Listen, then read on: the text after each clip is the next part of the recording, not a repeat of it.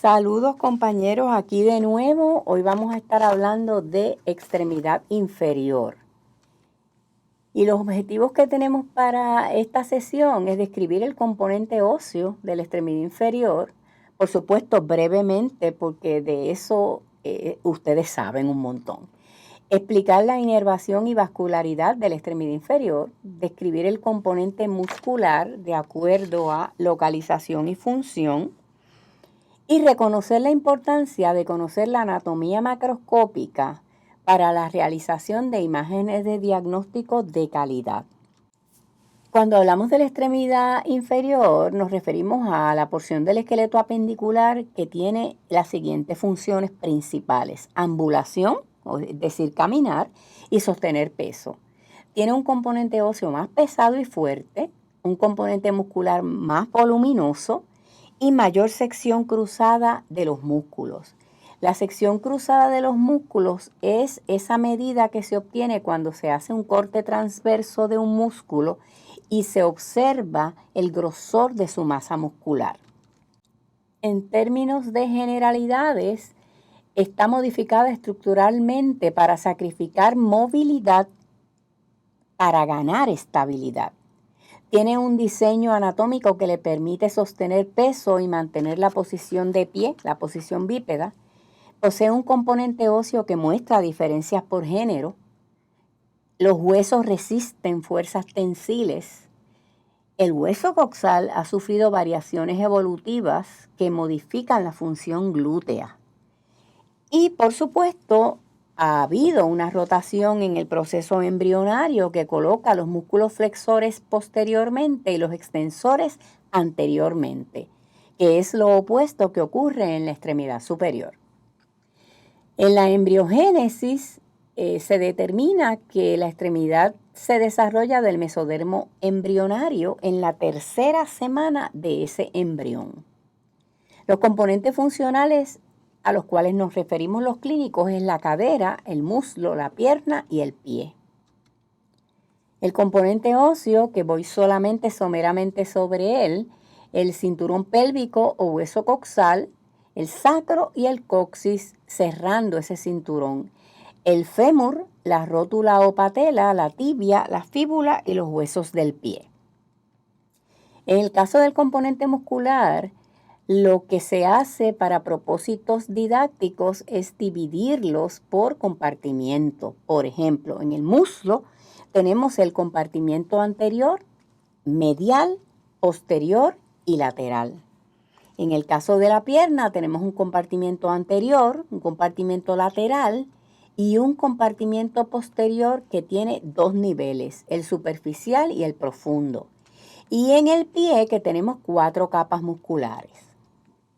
Aquí tenemos el cinturón pélvico, que ustedes saben que articula anteriormente en el sínfisis pubis y posteriormente en la articulación sacroilíaca derecha e izquierda. Las funciones de la pelvis son sostener y proteger las vísceras, sostener el peso del tronco y transmitirlo al sacro y al fémur.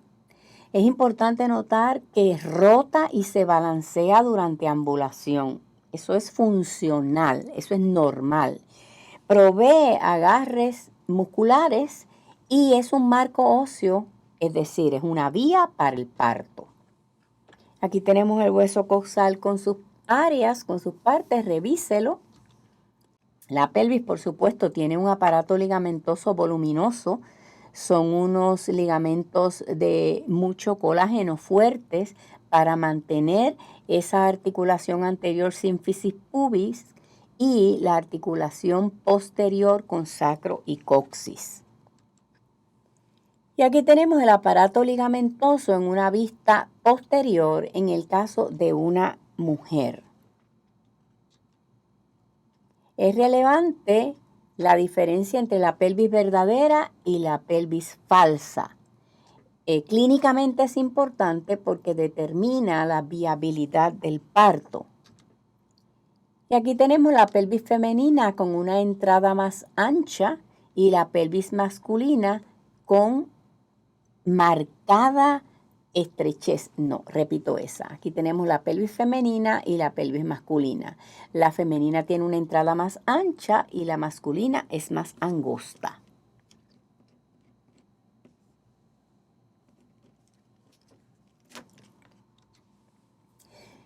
De nuevo, el aparato ligamentoso. Ay, bendito, me equivoqué y di para atrás, José, perdóname. Sigo. Importante destacar que la pelvis verdadera es la salida inferior o pelvic outlet. Lo que la gente piensa que es la pelvis falsa, que es la superior marcada aquí con esa línea verde. Así que de nuevo aquí tenemos la pelvis femenina con la entrada más ancha y la masculina más angosta. El sínfisis pubis es una articulación del tipo anfiartrosis que posee un fibrocartílago articular, permite muy poco movimiento y cede durante el parto. La articulación sacroilíaca es un área susceptible a lesiones que lamentablemente se oblitera en la adultez. Es como si se tapara de tejido conjuntivo y provoca dolor y limitación de movimiento. Y por supuesto, cuando se inflama se produce sacroilitis que provoca mucho dolor de espalda baja. Aquí tenemos el sacro, 5 vértebras fundidas, no posee foramen vertebral sino hiato sacral.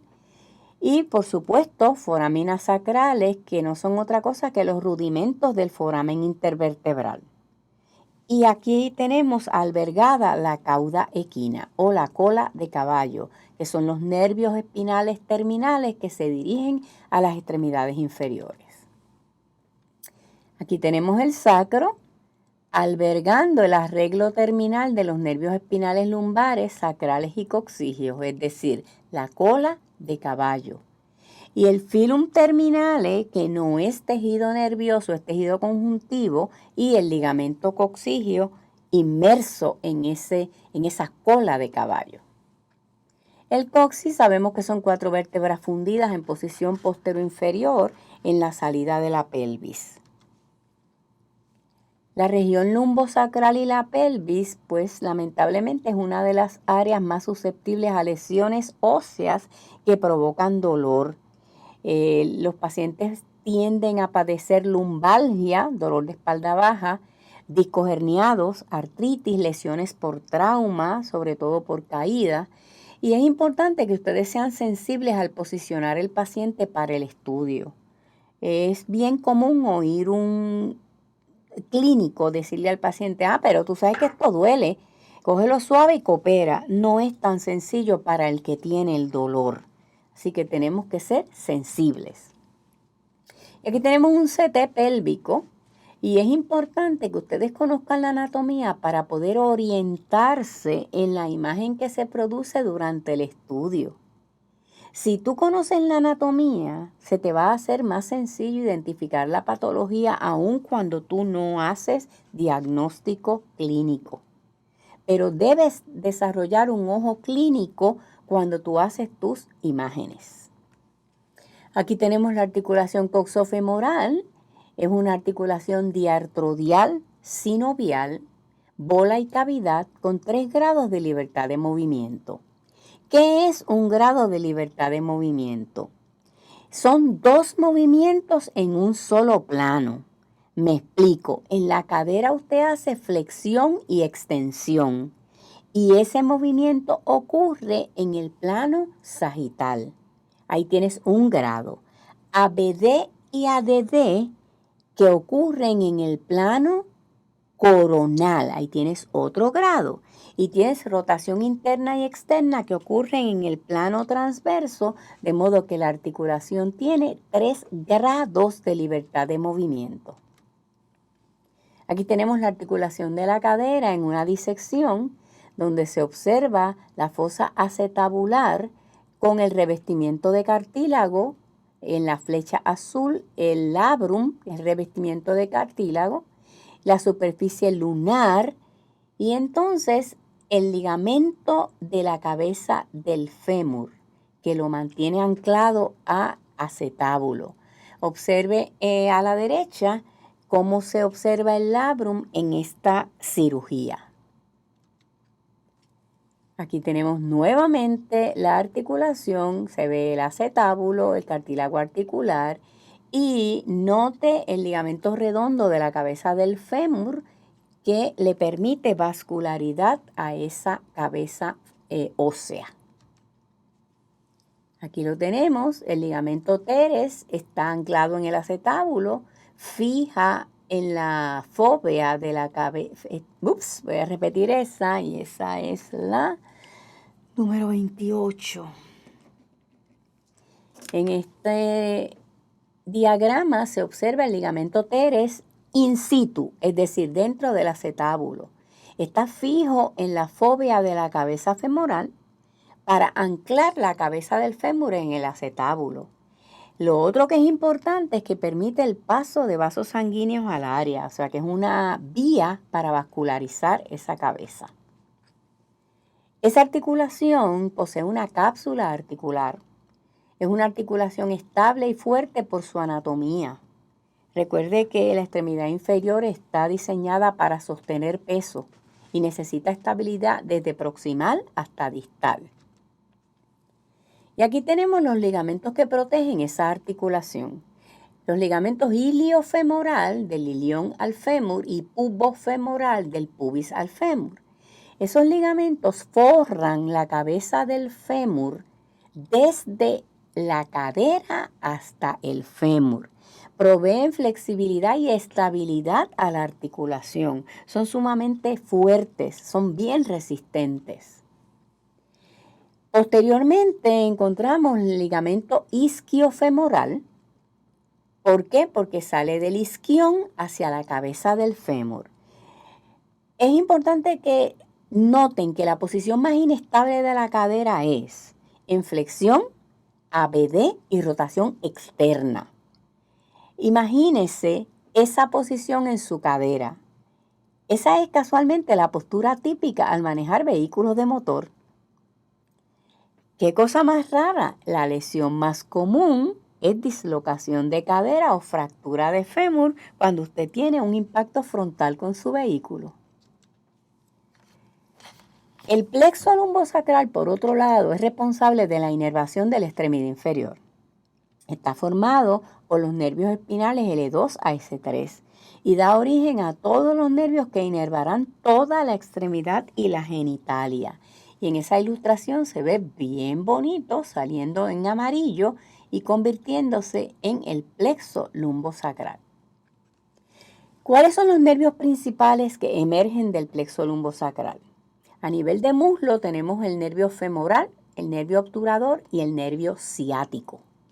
Y es ciático, no asiático, no importa quién lo diga. A nivel de la pierna tenemos entonces las ramas de esos nervios que estaban en el muslo, que van a ser el nervio tibial, el nervio peroneo común, el peroneo superficial y el peroneo profundo. Y a nivel de pie terminamos con el nervio plantar medial y plantar lateral, cuyos nombres te dicen dónde están ubicados. La cadera, articulación bien importante para poder ambular, para poder caminar, está inervada por varios nervios. No es un solo nervio para una articulación tan grande. Tenemos el nervio obturador, obturador accesorio, el nervio gluteal superior y el nervio femoral. Observe, en esa ilustración se nota claramente cuánta inervación posee la cadera. En términos de irrigación sanguínea, la arteria ilíaca común se bifurca para convertirse en ilíacas internas y externas, como se observa en esta ilustración, y la ilíaca externa se va a convertir en femoral a medida que va bajando y sus ramas irrigan toda la extremidad inferior. El componente vascular entonces sería la arteria femoral profunda, la poplitea a nivel de la rodilla posterior, tibial anterior, pierna anterior, tibial posterior, pierna posterior, la arteria peroneal, aspecto lateral de la pierna, y a nivel del pie, la arteria medial y lateral plantar. La irrigación de la cadera, vuelvo a enfatizar que es bien abundante. Tenemos las arterias femorales, las femorales circunflejas lateral y medial. Circunfleja quiere decir que le da la vuelta a la estructura. La arteria gluteal superior e inferior y la arteria obturatriz. Nada más para que tengan una idea, usted dirá, Dios mío, pero que muchos vasos sanguíneos. Pues entonces imagínese por qué es que se le solicita al paciente que va a tener reemplazo de cadera que done de su propia sangre o que consiga donantes de sangre para, si es necesario, administrarla durante la cirugía. Hay que educar al paciente, hay que tener consideraciones al posicionar ese paciente para el estudio, hay que tener precauciones clínicas en articulaciones frágiles o cuando hay fracturas, y la capacidad de observación es importante en el tecnólogo. Cuánto le duele a ese paciente es importante para usted posicionarlo y lograr hacer un estudio que tenga resolución, que le diga datos importantes al médico. Las patologías más comunes en cadera son la osteoartritis degenerativa, la que nos espera a todos. Ahora usted no lo entiende porque está joven, pero para ese caminito va. La artritis reumatoidea, que sabemos que no está asociada a edad, es una enfermedad autoinmune. La espondilitis anquilosante, también una condición bien discapacitante de la columna vertebral. Necrosis avascular de la cabeza del fémur, la cabeza de ese fémur pierde vascularidad y se va en necrosis. Las dislocaciones, las fracturas y por supuesto la osteoporosis.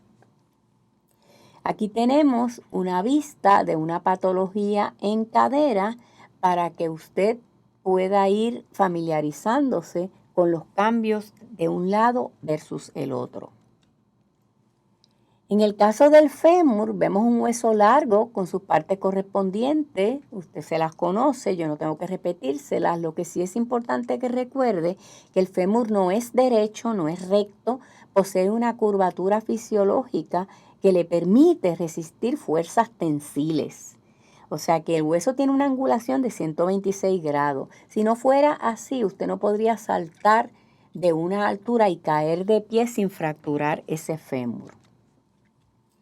En la epífisis proximal tenemos mucha vascularidad, las arterias que ya hemos mencionado. Observe la cabeza de este fémur en la cavidad acetabular, el fluido sinovial, el cartílago articular y el aparato ligamentoso que rodea esa articulación. Observe la arteria inferior gluteal y las ramas perforantes de la arteria profunda femoris. Y aquí tenemos una necrosis avascular de la cabeza del fémur que se conoce clínicamente como Legg-Calvé-Perthes disease, donde literalmente la cabeza del fémur se va destrozando pedazo a pedazo. La persona se percata de que hay algo raro porque empieza a dolerle esa cadera y cojea al caminar. Por otro lado, el componente nervioso de la extremidad inferior es un plexo bien grande, bien importante, que se conoce como el plexo lumbosacral. Y es desde L2 a S3. Y vamos a tener varias ilustraciones de este componente nervioso. Observe que de ese plexo se obtiene el tronco lumbosacral, se obtiene el nervio ciático, el nervio más grande y grueso de nuestro cuerpo, y nervios más pequeños. Aquí tienen el plexo lumbosacral de nuevo. Repito, L2 a S3, pregunta de examen. Provee ramas periféricas para inervar toda la extremidad inferior.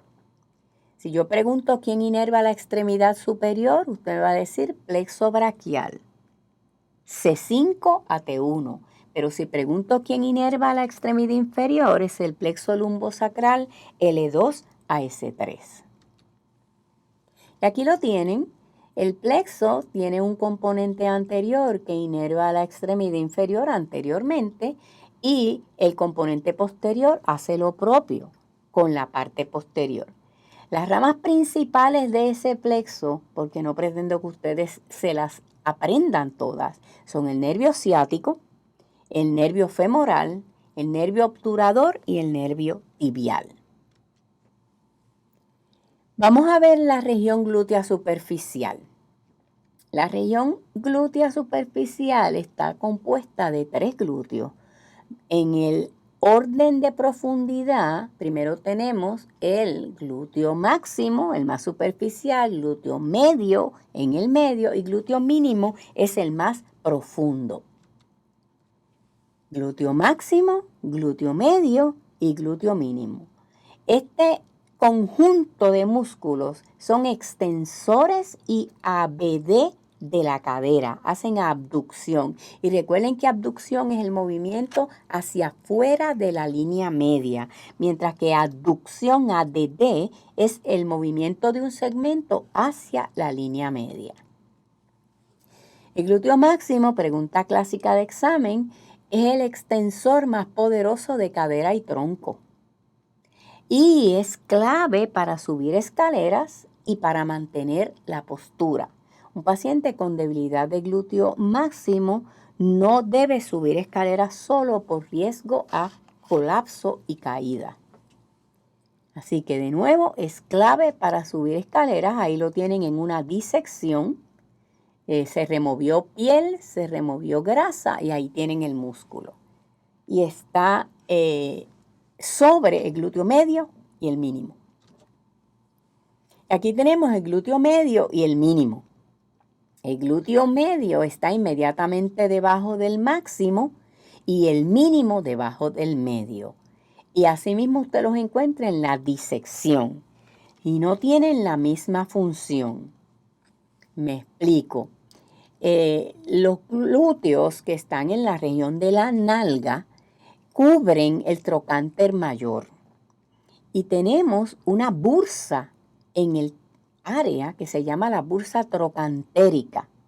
Esa bursa está entre los tendones para evitar fricción. Sin embargo, se inflama.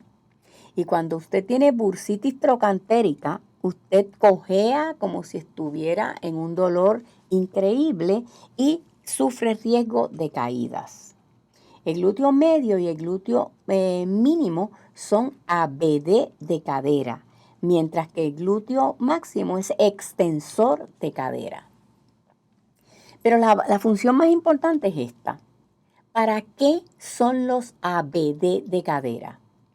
Ellos son clave para evitar la caída de la pelvis que está en el aire al caminar. Cuando usted está caminando, usted tiene una pierna en el piso y una en el aire.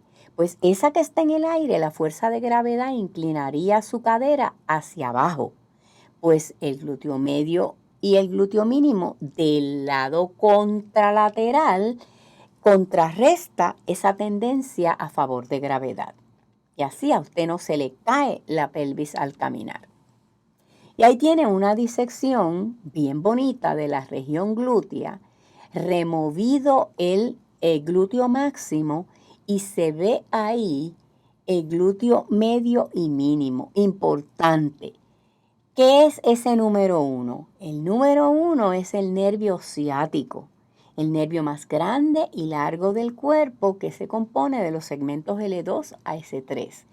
En el diagrama de la derecha, entonces vemos que se reflejó el glúteo máximo, ya lo disecamos y lo cortamos, reflejamos el glúteo medio, volvemos a decir que reflejar es cortar, y entonces están expuestos el glúteo mínimo, el piriformis y el ciático, bajando por el mismo centro de la nalga hacia el muslo posteriormente. De modo que la inervación de la extremidad inferior es toda responsabilidad del nervio ciático y sus ramas. Por favor, pongan atención a esta ilustración. El nervio ciático va a inervar toda la extremidad, pero no directamente, son sus ramas. Él se divide en el nervio tibial y en el nervio peroneo común. Y entonces el peroneo común se va a dividir en superficial y profundo. Y el tibial termina como el nervio medial plantar y lateral plantar a nivel de pie. ¿Qué más tenemos en la región glútea? Si ya reflejamos los 3 glúteos, ¿qué voy a encontrar? Pues la región glútea profunda.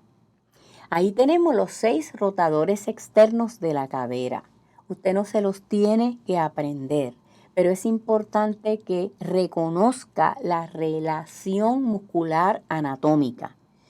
La capa superficial son los glúteos. Ahí voy a encontrar enseguidita debajo de los glúteos al ciático y debajo de ese ciático, acostado encima de los rotadores externos de la cadera, es que encontramos estos 6 músculos pequeños. Eso es bien importante. ¿Ok? Los rotadores externos de la cadera, repito, se localizan en la región glútea profunda. Tenemos el piriformis, el gemelo superior, el gemelo inferior, el cuadrado femoral, obturador interno y externo. Y aquí tenemos el piriformis. Aunque no se tienen que aprender los músculos, esta pregunta como que siempre sale. ¿Cuál es la importancia del piriformis? Pues nada más y nada menos que es la estructura central de la región glútea profunda. Y lo tienes, observe la ilustración, en el mismo centro de la nalga profundo. ¿Qué pasa con ese músculo? Que el nervio ciático va a bajar al muslo posterior por debajo del piriformis. Por eso es que es importante que se proteja esa región y que nunca, nunca, nunca se pongan inyecciones intramusculares en el medio de la nalga. Las inyecciones intramusculares se deben poner en el cuadrante superior lateral. Usted divide la nalga en 4 y va a escoger el cuadrante superior lateral de su nalga.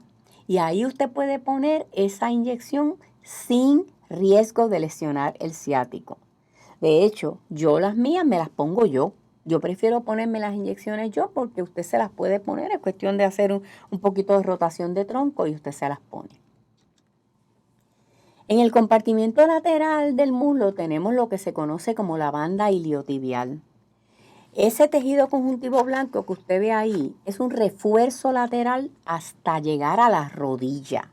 Observe que en el compartimiento lateral del muslo no tengo nada más que un musculito que está rotulado ahí como el tensor fascia lata. No tenemos músculos en el aspecto lateral del muslo. Y ahí tiene la disección, así mismito se ve cuando se hace una disección de un cadáver fresco, se ve bien brillosito ese colágeno en esa banda iliotibial. ¿Qué es la banda iliotibial? Es una estructura pasiva cuya fuerza es comparable al ligamento cruzado anterior. Se adhiere al tendón del bíceps femoral y del vasto lateral y ayuda al ligamento cruzado anterior a prevenir desplazamiento posterior del fémur. Se adhiere a la patela y por eso ejerce fuerza lateral sobre la patela, es decir, que previene la dislocación lateral de la patela. Aquí tienen una anatomía del muslo, sínfisis pubis, observe los músculos del compartimiento anterior, el cuádriceps. Poco a poco, cuando vaya a estudiarlo, va identificando. De nuevo, repetido. La presentación tiene mucha repetición para que usted no tenga que buscar ilustraciones en ningún lugar. Tenemos el muslo dividido en compartimientos, el suyo y el mío.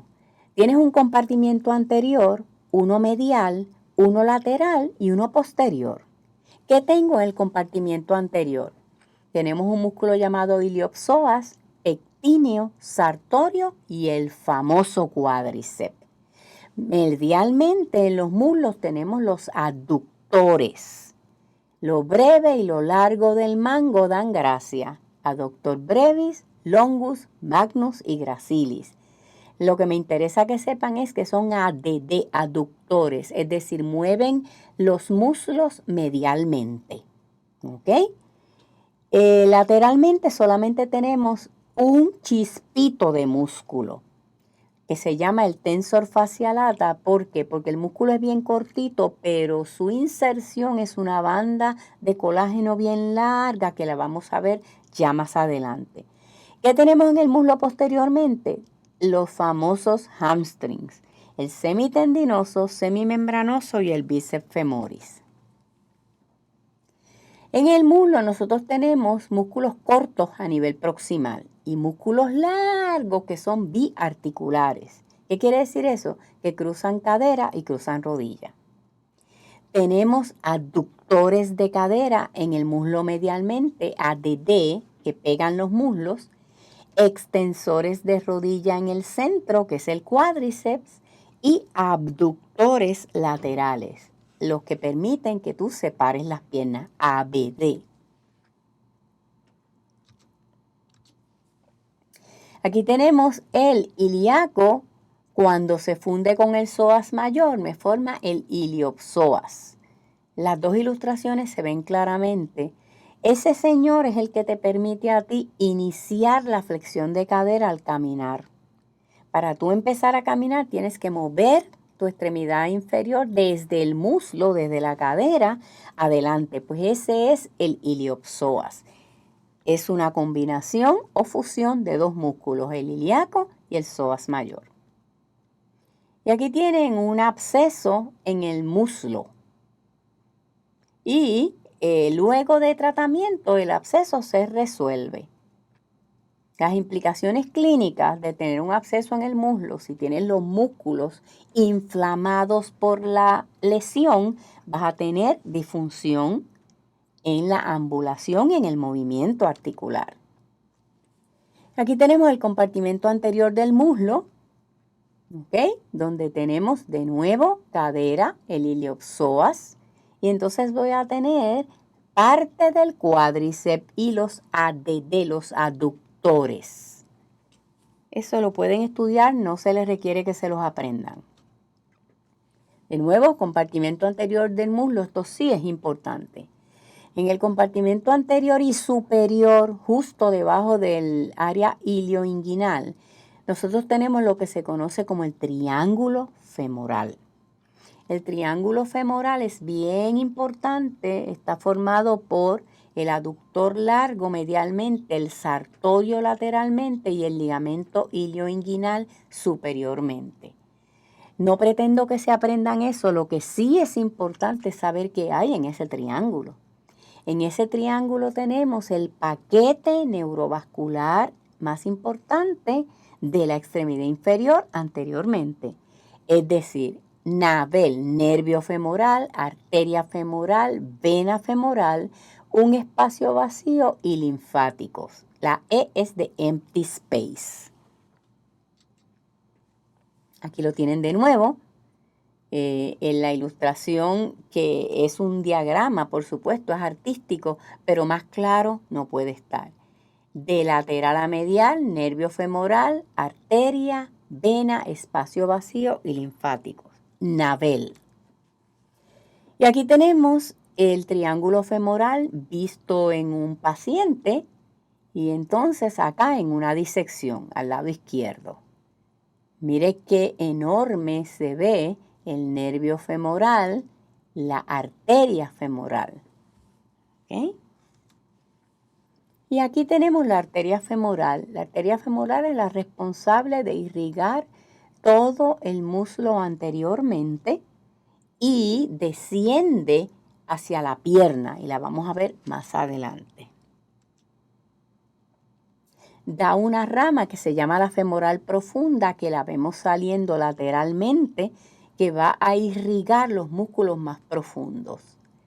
Ahí tiene de nuevo con una marca de cinta adhesiva en verde el triángulo femoral y el paquete vascular a la extrema derecha.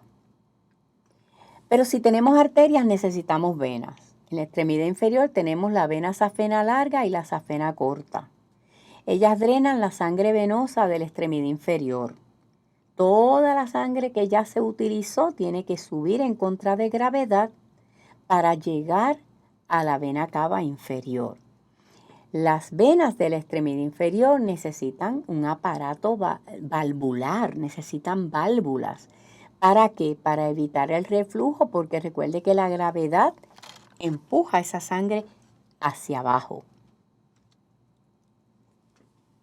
De nuevo, las venas van subiendo para drenar en el triángulo femoral, en la vena femoral. Y esa área se conoce como el agujero safeno. Aquí tenemos la vena safena larga. Es una vena que tenemos medialmente. Se forma desde pierna hasta muslo. Y es bien importante porque se puede utilizar para extraer un pedazo de esa vena y hacer desvíos coronarios. Y el paciente no sufre gran discapacidad. Lo que va a tener es un poquito de dolor cuando despierta, pero va a tener un vaso sanguíneo reemplazado en su corazón. De nuevo, el compartimiento anterior del muslo lo que tiene es el cuádriceps, vasto medial, vasto lateral, vasto intermedio y el rectus femoris. Aquí tenemos el cuádriceps, es el músculo que extiende nuestra rodilla, un músculo bien poderoso, bien fuerte. Y se inserta en un arreglo a la vuelta redonda de la patela, en el tendón patelar. Ustedes saben que la patela es un hueso sesamoide, pero ¿para qué sirve? Pues aunque ustedes no lo crean, al arropar el tendón del cuádriceps esa patela y el músculo se contrae, la patela provee ventaja mecánica porque estira el tendón. Y cuando el tendón se estira, hace fuerza de manera más funcional. Eso se llama ventaja mecánica. Por otro lado, los aductores de cadera los tenemos en el compartimiento medial del muslo. Ya discutimos el cuádriceps que está en el compartimiento anterior. Ahora nos vamos al compartimiento medial del muslo. ¿Qué tenemos ahí? Esos son los ADD, aductores de cadera. Ellos previenen que usted se vaya en ABD, excesiva del muslo, es decir, que usted no ande por ahí espatarrado, en palabras sencillas. Ellos mantienen un balance de la extremidad inferior para que usted funcione paralelo a la línea media. Ahí están los aductores de cadera. Observe que están saliendo de el sínfisis pubis y del área del pubis y del isquión y están insertándose en todo el cuerpo del fémur, de modo que tienen palancaje para llevar ese fémur medialmente. Y yo creo que ahí se ve claramente el cuádriceps y se ven los ADD, por lo menos se brotan. Ahí están de nuevo los aductores. Mientras más fuertes usted los tiene, mayor control de la ABD tenemos. En el compartimento posterior del muslo tenemos los famosos hamstrings o en castellano isquiotibiales. ¿Por qué se llaman isquiotibiales? Porque salen del isquión y se insertan en la tibia.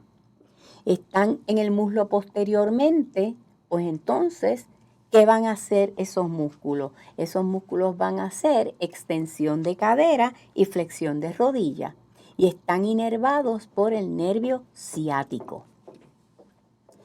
Para hacer hamstrings, para hacer isquiotibiales, tienen que tener unos requisitos. Tienen que estar inervados por el nervio tibial y tienen que ser extensores de cadera y flexores de rodilla. Ahí están de nuevo en diagrama y en una disección. Y así mismo se ven en el cadáver. Ahora bien, esos hamstrings van bajando y se van a insertar medialmente en la tibia, en la epífisis proximal de la tibia. Hay un área que siempre sale en el examen que se llama la pata de ganso o en latín pes anserinus. Eso no es otra cosa que la inserción tendinosa del sartorio, semitendinoso y gracilis. En esa inserción tendinosa hay varias bursas. Sabemos que las bursas son unas bolsitas llenas de líquido sinovial que evitan la fricción entre los tendones. Pues cuando la pata de ganso se inflama, se produce bursitis anserina con edema y dolor bien agudo. Créanme que el dolor es tan severo que a veces hay que inyectar analgésicos o anestésicos en la bursa. El objetivo real es ubicarnos. Usted no se tiene que aprender todos los músculos. Yo me conformo con que usted sepa que el muslo tiene un compartimiento anterior, tiene un compartimiento posterior y un compartimiento medial. ¿Por qué no tiene un compartimiento lateral? Porque lateralmente solamente tenemos un músculo que es el tensor fascia lata. Aquí tenemos un CT de la extremidad inferior derecha sin contraste. Y entonces la pregunta que incluyo es cuáles son las estructuras redondas que se están señalando con la flecha. Y la contestación está ahí. La flecha verde es el tendón del músculo gracilis y la amarilla es el tendón del semitendinoso. Y aquí tenemos un CT significativamente grande en el muslo anteriormente, en el compartimiento anterior del muslo. Es importante que usted recuerde qué masa muscular está en el compartimento anterior del muslo. O sea, ese sarcoma está comprimiendo ¿qué músculo? El cuádriceps, porque es el compartimento anterior del muslo. Lateralmente, no sé si voy a preguntar eso en el examen porque es muy fácil. Lo único que tenemos es un chispo de músculo que se llama el tensor fascia lata. Es el único músculo en el aspecto lateral del muslo y mire qué grande es. Es un chispo de músculo, pero tiene un tendón bien importante porque su tendón se anancha, se hace mucho más ancho en el aspecto lateral del muslo y es como si fuese un fijador del aspecto lateral del muslo. Y nos vamos entonces llegando ya a la fosa poplitea. ¿Qué tenemos en la fosa poplitea? Demasiadas cosas. En la fosa poplitea nosotros vamos a tener los bordes de la fosa son las inserciones de los músculos posteriores del muslo, ¿cierto? Y distalmente vamos a tener los orígenes de los músculos que van hacia la pierna. Pero vamos a encontrar también nervios, arterias y venas. Vamos a ver esto. La arteria tibial posterior es quien irriga la pierna posteriormente y llega al pie, debe decir ahí, al pie, como arteria medial plantar y arteria lateral plantar. Observe la arteria tibial posterior, cómo va bajando y cómo se ramifica. Aquí tenemos la arteria plantar lateral y medial, recordando que son ramas de la arteria tibial posterior. La fosa poplitea, de nuevo, zona importante por su contenido. Esto es una disección. Aquí donde está la flecha, el asterisco, tenemos el nervio ciático, el nervio más grande y gordo del cuerpo, y ahí está la bifurcación del nervio ciático. Y ahí se va a dividir en nervio tibial y nervio peroneo común. En esa disección se limpió la fosa poplitea de tejido adiposo, tiene mucha grasa, y de cualquier otro tejido para que ustedes pudieran ver cómo es que el nervio se bifurca. Ahí hay arterias y venas femorales convirtiéndose en popliteas. Es decir, la arteria femoral baja y a nivel de fosa poplitea es arteria poplitea. Pero la vena femoral no es así. Sube como vena poplitea y se convierte en vena femoral a nivel de la fosa. Recuerde que es al revés. La arteria baja, la vena sube. De nuevo, aquí la fosa poplitea con el van popliteo, vena, arteria y nervio popliteo. Y entonces ahí tenemos la estructura muscular, tenemos nervio, arteria y vena. Y observe un quiste popliteo, que son sumamente comunes en el área, en los aspectos laterales de la fosa poplitea. Ahora bien, vamos bajando y nos vamos a encontrar el nervio peroneo profundo que inerva la pierna anteriormente. Todos los músculos anteriores de tu pierna están inervados por el nervio peroneo profundo, que es rama de ¿cuál nervio? Del nervio ciático. Además de la ramificación nerviosa, tenemos las arterias de la rodilla, arterias geniculares. Esto es bien importante. Estas arterias irrigan todas las rodillas, no se las tienen que aprender. Le voy a decir por qué digo que es importante. Les incluí varias ilustraciones para que noten cuán vascular es la rodilla. ¿Ok? Pero esas arterias no solamente están ahí, sino que se anastomosan. Una anastomosis son uniones vasculares. Esas uniones son clave para el mantenimiento de la circulación colateral en la rodilla. Me explico. Una persona que tiene una obstrucción en un vaso a nivel popliteo puede desviar la circulación por una colateral.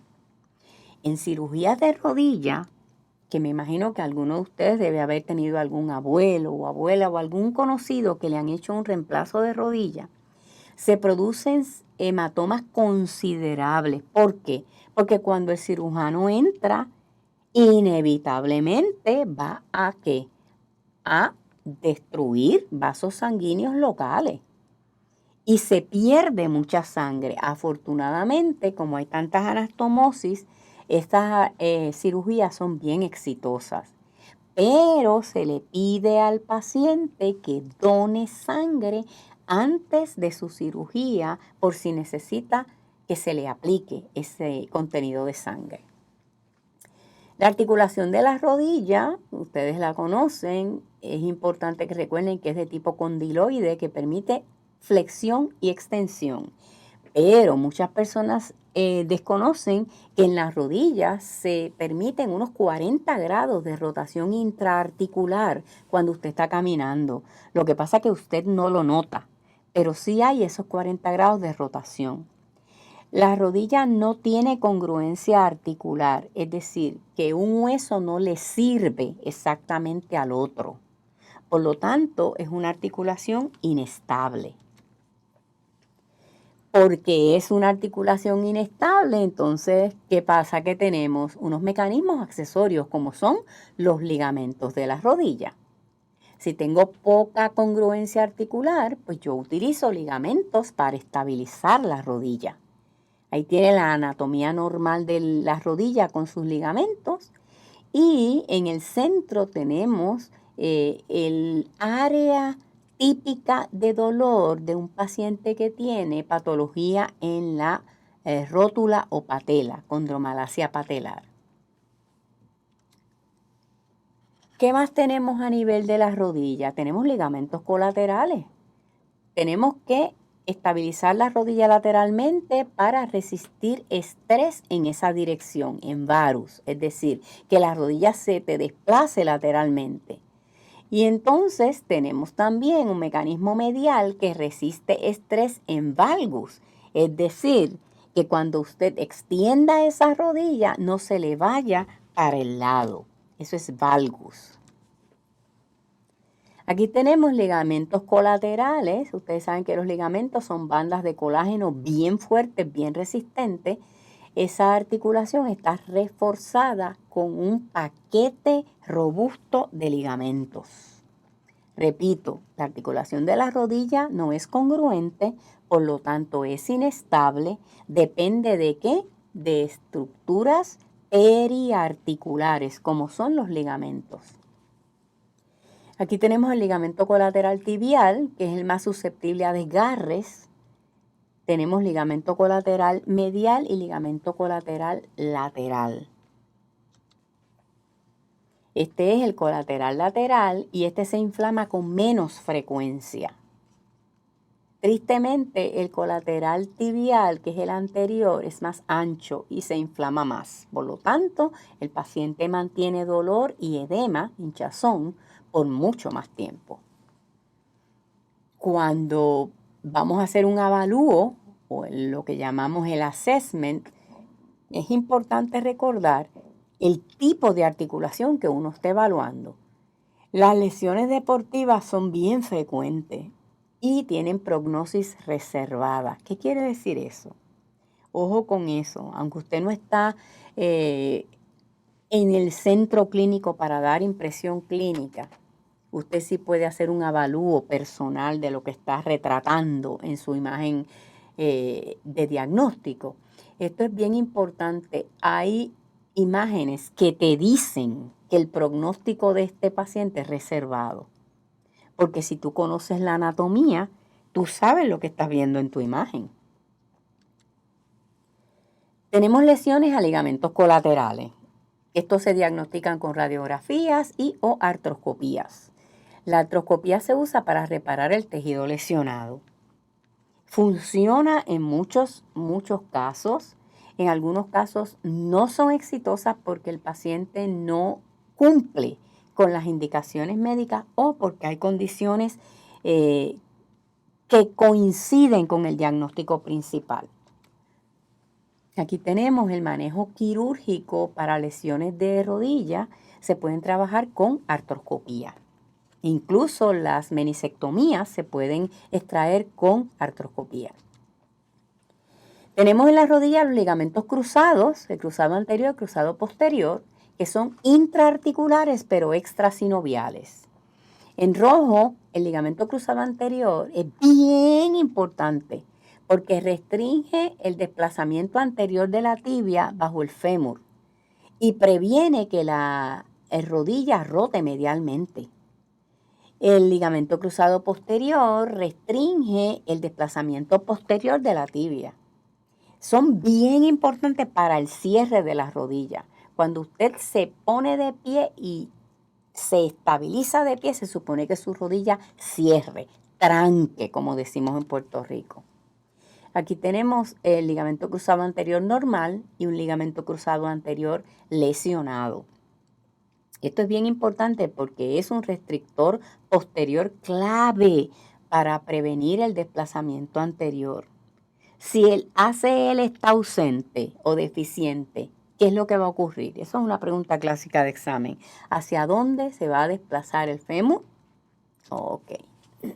Y ahí tenemos una disección preciosa donde se ven los cóndilos femorales, el ligamento cruzado anterior, los meniscos en el piso sobre la plataforma tibial.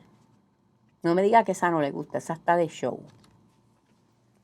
Y aquí están de nuevo los ligamentos cruzados para cuando vaya a estudiar. La presentación lo tiene todo para que usted no tenga que buscar nada. Y aquí tiene en una radiografía el eje mecánico del fémur, que se supone que es dinámico para permitir locomoción. Las lesiones al ligamento cruzado anterior son más comunes de lo que pensamos y repito que se pueden reparar en algunas ocasiones con artroscopía, en otros casos es cirugía abierta. Ahí está el ligamento cruzado posterior roto y requiere definitivamente cirugía. Otra de las lesiones comunes en las rodillas son los quistes de Baker. Aquí tenemos una resonancia donde se ve un quiste de Baker. Y los quistes de Baker son acumulaciones de fluido, típicamente en las rodillas. El paciente te dice, es que esa bolita que yo tengo ahí me está doliendo. Pues esa bolita es un saco lleno de fluido que a veces también tiene un poquito de tejido adiposo. Si comprime áreas, pues definitivamente hay que drenarlo. ¿Ok? Pero cuando son pequeños, ceden a terapia física con ultrasonido, láser, masaje y ejercicios. Y aquí está un quiste de Baker visto en tomografía computadorizada para que lo estudien. Esa está linda, me gusta. La patela o rótula, como usted le quiera decir, se osifica desde los años tempranos, ya a los 3 años, hasta la pubertad. Puede usted no tener patela, o porque nació sin ella, o porque se la tuvieron que extirpar por fracturas múltiples. Pero ella está ahí porque provee estabilidad anterior a las rodillas. Ahí está la patela, eso es parte de su formación. Las bursas son estructuras accesorias que se inflaman y producen dolor y limitación de movimiento. Nadie sabe lo que es una bursitis hasta que la sufre. Te la pueden describir, pero el paciente reporta un dolor punzante que limita la movilidad severamente. Aquí tenemos una vista lateral de la rodilla con toda esa multitud, como digo yo, de bursas. Por eso cuando usted se cae de rodilla, la rodilla se pone como un panapén, se infla. ¿Por qué? Porque es igual a los airbags del carro. Tan pronto usted le provoca trauma, se inflan, porque esa es su función. Los meniscos, por otro lado, son estructuras de cartílago intraarticular que tienen vascularidad periférica solamente, que se la provee la cápsula articular y la membrana sinovial. ¿Qué quiere decir eso? Tiene 4 asteriscos, que los meniscos que están ahí marcados como menisco lateral y medial tienen irrigación sanguínea en sus rebordes externos. Fíjense que tienen forma diferente. El menisco lateral es más cerrado, casi un círculo, y el menisco medial es más ancho, es más amplio. Ellos tienen agarres múltiples en esa plataforma de la tibia para poder distribuir la fuerza del apoyo y reducir fricción.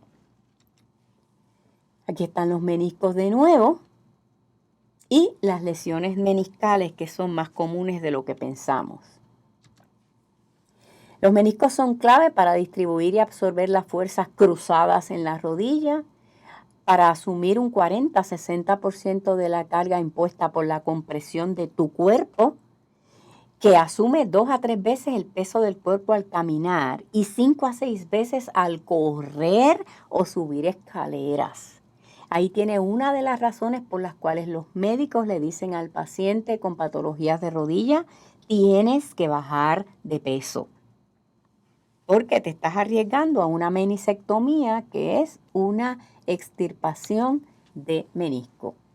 Y ahí tenemos una tomografía por coherencia óptica, ¿ok?, donde se observa una ruptura en la altura del menisco. ¿Okay? Las lesiones a los meniscos no se las tienen que aprender, eso lo tiene que diagnosticar el radiólogo. Pueden variar y tienen diferentes nombres. Dependiendo de donde usted se ubique cuando se gradúe y pase su reválida, si se mete en el escenario de medicina deportiva, va a haber muchos bucket handle, o sea, va a haber muchas lesiones a menisco, sobre todo en pacientes que son atletas de alto rendimiento. Las relaciones óseas de la extremidad inferior es simplemente repaso, porque usted sabe que es cinturón pélvico, fémur, tibia, fíbula y huesos del pie. Y el componente muscular que mantiene una relación de lateral a medial cuando usted camina o mueve la extremidad. Se supone que tengamos alineamiento en la rodilla, pero desafortunadamente por anomalías congénitas o por enfermedades adquiridas, especialmente durante la niñez, se producen desviaciones de la norma. Tenemos las rodillas chocando, que son el genu valgum, y el genu varus, que son las rodillas anguladas. Estas personas gastan mucha más energía que ustedes al ambular.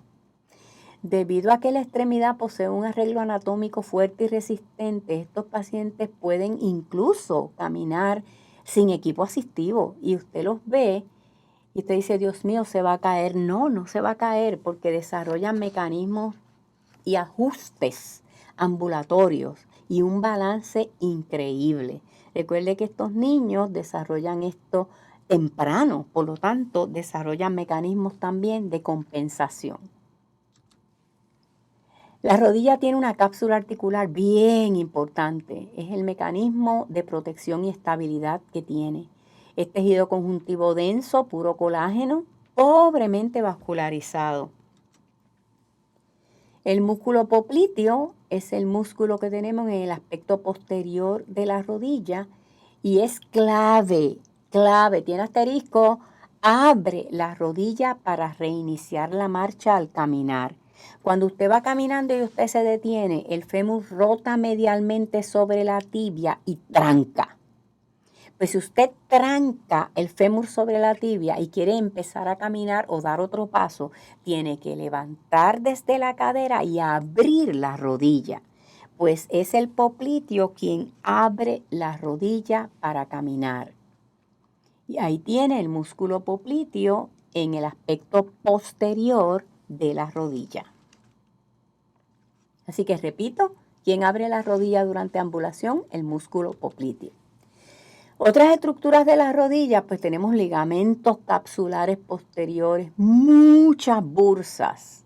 Las bursas son esos saquitos continuos con la membrana sinovial y ejemplos son suprapatelar, subpoplitea, la bursa del gastronemio, prepatelar, etc. O sea que la rodilla está llena de mecanismos llamados bursas o en inglés shock absorbers.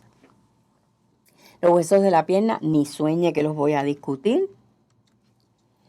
Pero la inervación de la pierna, es importante que la sepa para el examen y para la vida. La pierna está inervada por ramas del nervio ciático.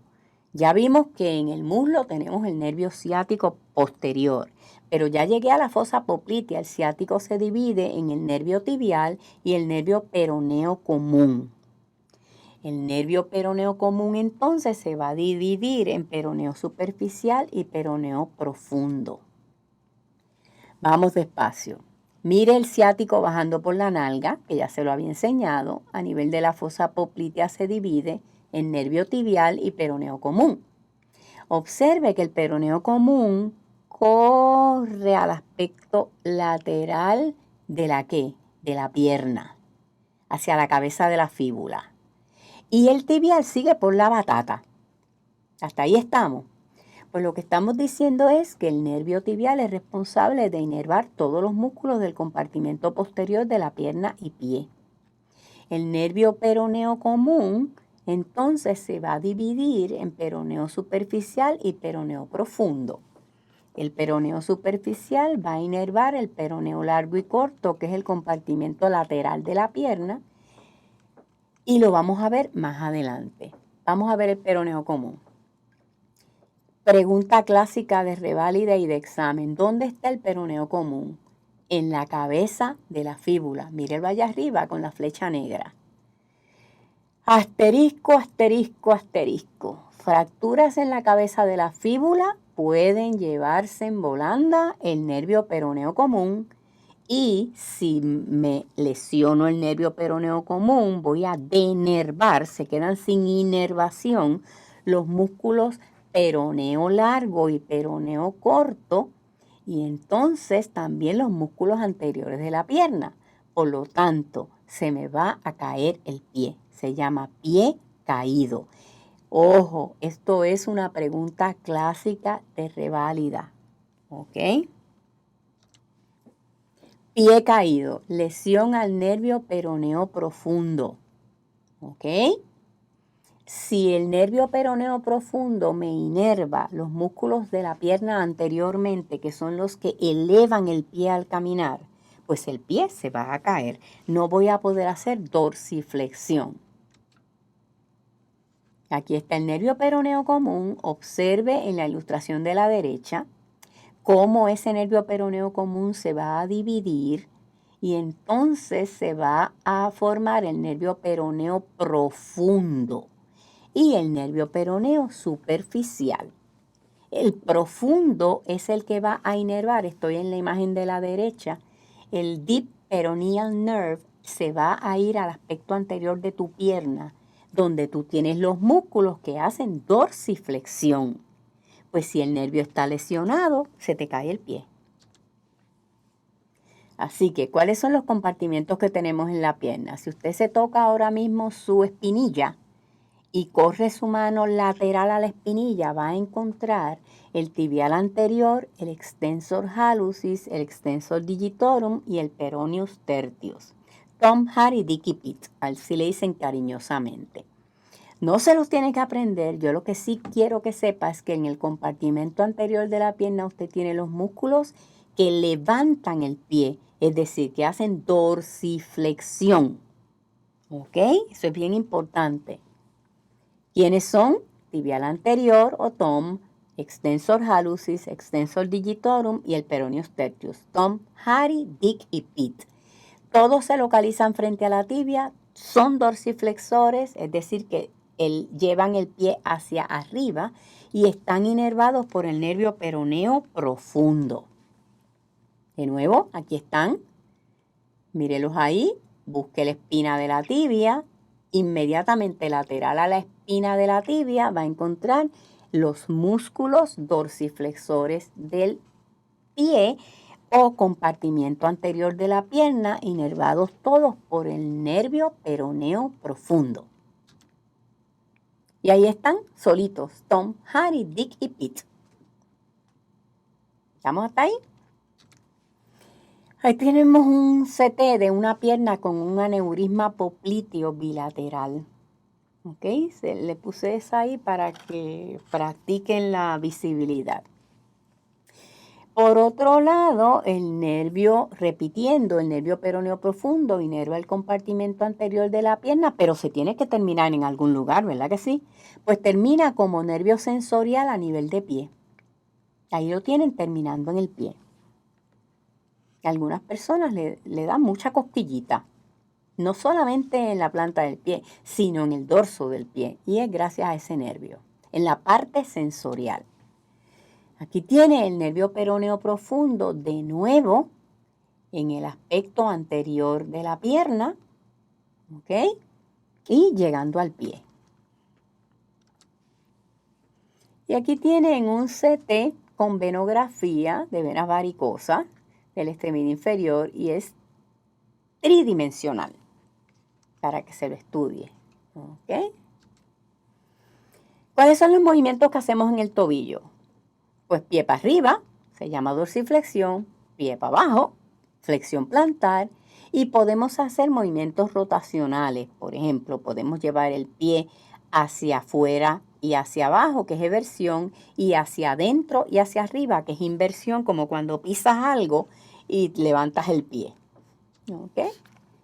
En el compartimento lateral de la pierna solamente tenemos dos músculos, el peroneo largo y el peroneo corto.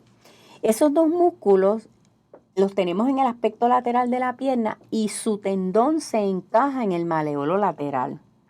Ellos son los responsables de hacer eversión del pie y están inervados por el nervio peroneo superficial. Así que son solo dos músculos, peroneo largo y peroneo corto, y son evertores del pie. Ahí está el peroneo superficial dirigiéndose al compartimento lateral.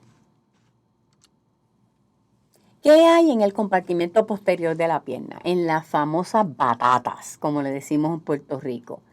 Pues tú tienes dos pisos, un piso superficial y un piso profundo. En el piso superficial tienes el gastronemio con su cabeza medial y su cabeza lateral, o los gemelos, como le dicen en español, y debajo del gastronemio tienes el sóleo o soleus y el plantaris. Esos músculos forman el tríceps de la pierna, tríceps surae, y se insertan en el tendón de Aquiles. Eso es superficialmente. Cuando usted hace la disección del cadáver, usted los corta por la mitad y los refleja, es decir, los saca del medio. Y entonces va a encontrar tres musculitos, que son Tom, Dick y Harry. Tibial posterior, flexor digitorum longus y el flexor hallucis longus. Te dicen los nombres lo que hacen. flexor digitorum longus. ¿Qué hace? Flexiona los dedos y es un músculo largo. Y flexor hallucis, flexiona el dedo 1 o hallux. Ahí está el compartimento posterior. Lo que es importante para ustedes es que todos están inervados por el nervio tibial. Ya estamos en la parte posterior. Aquí no es el nervio peroneo común ni el superficial. Ya estamos en las batatas. Estos músculos se localizan posterior a la tibia y fíbula y son flexores plantares e invertores del pie. Invierten el pie.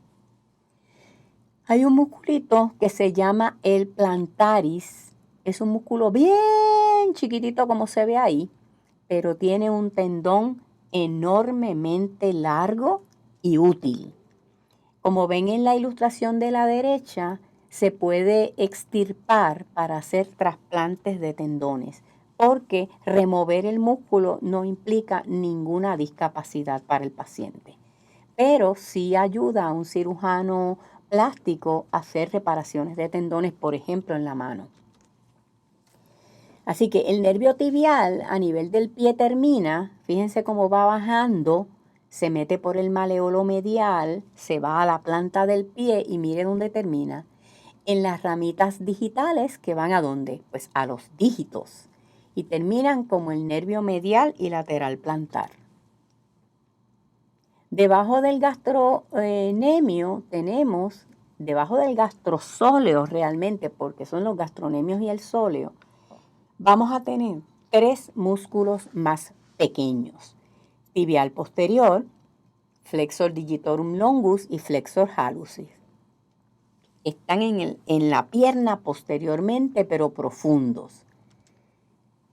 Y en el compartimiento lateral, peroneo largo y peroneo breve, que lo que hacen es que mueven tu pie hacia afuera en eversión. Aquí tenemos un CT angiografía de la pierna, donde se ven estructuras que sería bueno que usted identificara. Y aquí de nuevo una ilustración de pierna y pie, también para que contraste y vea estructuras que pueden ser importantes.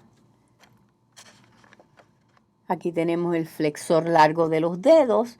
No se tiene que aprender todo este detalle. Lo que es importante es esta primera ilustración. Aquí tenemos donde dice Tom, Dick y Harry. Ese es el aspecto medial del tobillo de nosotros. Detrás de ese maleolo medial nosotros tenemos 3 tendones. El tibial posterior, el flexor digitorum y el flexor hallucis. ¿Por qué es importante? Porque si usted tiene una fractura de ese maleolo, usted va a tener discapacidad severa en ese pie. Eso es básicamente lo que es importante aquí. La segunda ilustración o la del medio muestra cómo está irrigado sanguíneamente e inervada esa planta del pie. Por eso es que usted tiene tanta sensibilidad en los pies. Y observe entonces los músculos intrínsecos del pie, que al igual que en la mano, tenemos los lumbricales saliendo del tendón del flexor profundo de los dedos. Aquí están uno a uno. Repito, no tienen que aprendérselos. Las preguntas que yo hago en el examen de esto son generales. Aquí tenemos entonces de nuevo el maleolo medial y en la ilustración de la derecha lo que quiero que vean es cómo esos tendones están envueltos en su vaina sinovial. Y eso es bien importante para la funcionalidad de pierna y pie. Así que aquí está la pierna en una vista anterior y en una vista posterior. En términos de irrigación sanguínea, la arteria tibial posterior es responsable entonces de llegar al aspecto posterior de pierna y pie y termina en la planta del pie como arteria medial y lateral plantar. Observe que tiene mucha vascularidad en el pie. Y ahí tiene la arteria tibial posterior y la arteria fibular. Ojo. Tenemos un nervio tibial, que es de la división del ciático. pero no existe un nervio tibial posterior. Eso es un disparate. El nombre es nervio tibial pelado. Lo que sí tenemos es un músculo tibial posterior. La arteria se llama tibial posterior, pero el nervio no tiene apellido. Tenemos arteria tibial posterior y músculo del mismo nombre. Estamos hasta aquí. No tiene apellido, no importa quién lo diga. El nervio es tibial pelado. Ahí está la arteria tibial posterior que se palpa en el aspecto medial del tobillo superior al maleolo medial y se usa para palpar pulso. Observe esa arteria cómo se divide en medial y lateral plantar y después llega a los metatarsos y a las arterias digitales. Ahí tiene una ilustración increíblemente valiosa para saber por qué sangramos tanto en los pies. Ahí tiene la arteria tibial anterior en el aspecto anterior de la pierna y su curso, cómo corre. El pulso arterial se puede detectar en la arteria dorsalis pedis. La dorsalis pedis es la rama dorsal o anterior de esa arteria tibial anterior y se palpa justamente en el dorso del pie. Aquí tenemos la arteria peroneal que irriga el aspecto lateral de la pierna, como lo dice su nombre. Y nos fuimos para los pies. Estamos terminando, gente, respiren profundo. Los huesos del pie ni sueñen que los voy a mencionar, ustedes se lo saben. Eso sí, recuerden que en el pie tenemos huesos sesamoides, huesos que se forman en áreas del pie. ¿Okay? Pueden ser inocuos, que no dan ninguna candela en la vida de la persona, pero también pueden inflamarse. Y aquí tenemos el ABCS de huesos sesamoides, alineamiento, contorno óseo, etc. Los huesos sesamoides son más comunes de lo que pensamos, no son patologías. El pie es una estructura bien ligamentosa. ¿Para qué? Para proveer estabilidad al arreglo óseo y muscular del pie. Recuerde que con el pie usted va a sostener el peso de su cuerpo y a caminar. Aquí tiene una ilustración para que se ubique con los huesos del pie. Los ligamentos del pie en una vista medial. Ojo, los ligamentos del pie son fuertes, pero ceden a peso y presión. Y cuando se lesionan, que los atletas odian eso, a veces hay que inmovilizarlos, porque no tienen mucha vascularidad. Por lo tanto, hay que enyesar o inmovilizar. Los arcos del pie, importante reconocer que tenemos un arco longitudinal lateral y uno longitudinal medial, y se ven aquí. Y las articulaciones del pie, yo no voy a entrar en eso es lo de ustedes. El aparato ligamentoso, el pie es bien ligamentoso, de hecho bien difícil de disecar en cadáveres que ya se han fijado con tiempo en formalina. Bien difícil separar las estructuras. La irrigación del pie, importante, arteria tibial anterior, tibial posterior y peroneal. Y es bien abundante. ¿Por qué está en rojo? Para explicar entonces por qué hay tanto sangrado con lesiones distales. Porque tenemos mucha irrigación en el pie. La vista lateral del pie, el arreglo musculotendinoso del pie. Eso es una buena pregunta. O sea, ¿cuál es el arreglo del pie? El arreglo del pie es músculo tendinoso. Y por lo tanto, las lesiones suelen afectar todo el tejido del pie. Porque son demasiadas estructuras en un área reducida, como el pie. Tenemos músculos que son extrínsecos del pie. ¿Qué es eso? Pues músculos que se originan en la pierna, pero terminan en el pie y mueven el pie, como el tibial posterior, como el peroneo largo y corto. Y por eso tenemos vainas tendinosas en el tobillo. Es decir, todos esos tendones pasan desde la pierna hasta el pie envueltos en su vaina tendinosa, que está lubricada y que permite movimiento sutil del pie. Obviamente, cuando aumentamos en edad, esa lubricación de esas vainas tendinosas se reduce y entonces nos da mucho dolor en los pies, sobre todo si hay sobrepeso. Para mantener los tendones en su sitio tenemos los retináculos, que son bandas fijadoras para los tendones largos. Están aquí marcados en verde, se ve bien bonito. Solo ustedes lo tienen que haber estudiado ya. Y aquí tenemos, por ejemplo, un músculo que es único en el pie. Nosotros tenemos un extensor digitorum en la extremidad superior. Eso ya lo vimos. Es el músculo que le da tendones a los 4 dedos y usted los extiende. Pero en el pie tenemos un extensor digitorum longus que hace lo mismo que en la mano, pero nos regalaron uno extra, que es el extensor digitorum brevis. Si yo pregunto la razón es obvia. La extremidad superior es para destreza motora fina, especialmente la mano. El pie no es para destreza motora fina, el pie es para locomoción y sostener peso. Así que nos dieron 2 extensores. Y aquí están las capas de los músculos del pie. ¿Qué necesito? No tiene que aprendérselo, solamente debería saber que tenemos 4 capas de músculos en el pie. O sea, usted no tiene los huesos pegados del piso. Ahí están las capas, el ABD del dedo 1 que mueve ese dedo lateralmente. En el caso del cuerpo humano, movería ese dedo medialmente.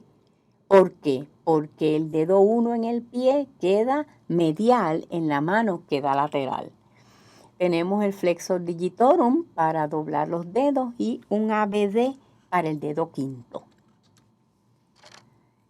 Una segunda capa con diferentes tipos de músculos. Tenemos lumbricales igual que en la extremidad superior. Y entonces tenemos los tendones de Tom, Dick y Harry. Están incrustados en el maleolo medial, que son el tibial posterior, el flexor de los dedos, flexor digitorum y el flexor hallucis. Por eso cuando usted tiene una fractura del maleolo medial, pierde movilidad marcada en el pie. ¿Ok? Mire los lumbricales a la derecha, marcados con flechas azules. O sea que una buena pregunta de examen es que en la mano tenemos lumbricales y en el pie no. No, en el pie también tenemos lumbricales, pero no son para destreza motora fina.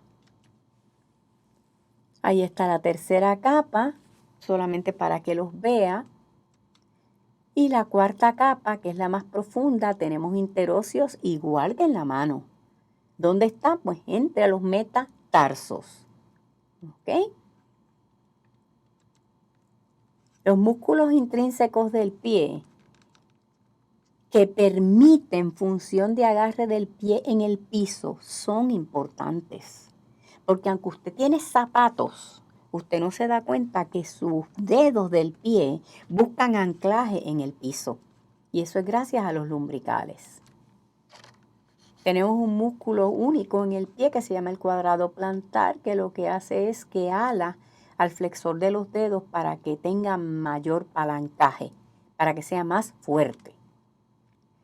Y por supuesto, ¿por qué uno tiene tanta sensibilidad en el pie? Porque tienes nervios. Tenemos el nervio lateral y medial plantar. Fíjense toda la planta de su pie cubierta de nervios. Eso es bien importante. Y por supuesto, arterias lateral y medial plantar, que ya mencionamos que por eso es que sangramos tanto. Arteria lateral y medial plantar junto con el nervio. Y tenemos entonces en el pie un arreglo músculo-ligamentoso. Ese arreglo depende de los huesos, ligamentos, músculos, tendones y fascia.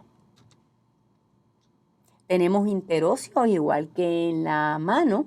Lo que pasa es que no proveen destreza motora fina como en la mano. Interóseos plantares, igual que en la mano, que serían palmares. Y vemos las patologías más frecuentes como el club foot. El club foot es una patología asociada a posición inadecuada intrauterina de ese bebé, bebés que se mueven muy poquito. Y entonces deforman ese tobillo. Eso se maneja con yesos seriados, se le ponen yesos, poco a poco se le quitan, se le vuelven a poner hasta llevar la articulación del tobillo a posición normal funcional. El pie cabo, que no es otra cosa que como si usted tuviera un arco exagerado en el pie. Esa postura de ese pie no es funcional. Esa persona se cansa al caminar y si está sobrepeso, el dolor es insoportable. Así que eso es una deformidad óseo-musculoesquelética. El pie plano, que puede ser congénito, es decir, puede tener una predisposición hereditaria o puede ser también ocupacional. El trabajo que desarrollas, el trabajo que haces diariamente y el sobrepeso. Recuerda que el arco se cae, entonces tienes los metatarsos tocando prácticamente el piso. El pie supinado, que yo siempre le digo a los estudiantes, que es como cuando tú pisas algo que no tiene buen olor. ¿Qué uno hace?